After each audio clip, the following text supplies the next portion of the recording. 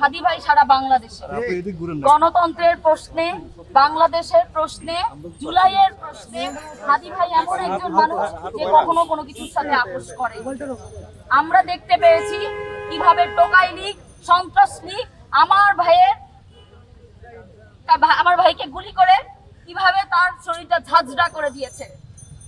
আমরা দেখতে পেয়েছি আমাদের হাদি ভাইকে কিভাবে তারা মারার একটা ষড়যন্ত্র করেছে।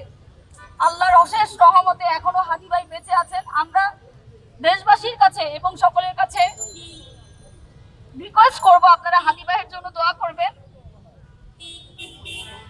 হাদি ভাই আসলে কোনো ইন্ডিভিজুয়াল মানুষ না, তিনি একজন আইডিয়া। আপনারা একটা ইন্ডিভিজুয়াল মানুষকে সরিয়ে দিতে পারেন কিন্তু তার আইডিয়াকে সরিয়ে দিতে পারেন না। একটা ইন্ডিভিজুয়াল মানুষ হয়েও সে বাংলাদেশের প্রতিটা মানুষের প্রতিটা ঘরের বুকে এমন ভাবে জায়গা করে নিয়েছে, আস্থা করে নিয়েছে। এখন হাদি ভাইয়ের যে অবস্থা আমরা সেটা আসলে কোনোভাবে একসেপ্টেবল না। জুলাইয়ের একজন সম্মুখ সারির যোদ্ধা হয়ে তার উপর যেভাবে আক্রোশহীন ভাবে হামলা করা হয়েছে সেটা আমরা কেউই এক্সপেক্ট করতে পারি না। এবং আমি স্বরাষ্ট্র উপদেষ্টাকে একটা কথা বলতে চাই, এর আগেও বলেছিলাম, আলুর মাংসের মধ্যে আলু বেশি, এইটা বেশি খোঁজা জরুরি নাকি এই হাদি ভাইয়ের উপর কারা হামলা করেছে তাদেরকে খোঁজা বেশি জরুরি? আপনাকে ওইখানে মাংসের ভিতরে আলু দেওয়ার জন্য ওখানে ডাকা হয়নি, আপনাকে ওখানে মাংসের ভিতরে আলু দেখানোর জন্য বসানো হয়নি, আপনাকে বসানো হয়েছে এই দেশের আইন শৃঙ্খলা ঠিক করতে। কি করছেন আপনি?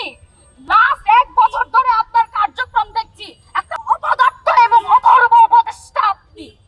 আপনি যদি হাদি ভাইয়ের এই কে হামলা করেছে তা যদি আপনি না বের করতে পারেন, আপনি দ্রুত পদত্যাগ করুন, না হলে ছাত্র জনতা আপনাকে টেনে হিচড়ে আপনাকে নামাবে। আমরা সর্বশেষ আমি বলতে চাই আপনারা সকলে হাদি ভাইয়ের জন্য দোয়া করবেন। হাদি ভাই যেন সেই হাসি মুখে সেই সুন্দরভাবে আবারও আমাদের মাঝে ফিরে আসতে পারে, সেই দোয়া আমি সারা বাংলাদেশের মানুষের কাছে কামনা করি। আপনারা দোয়া করবেন।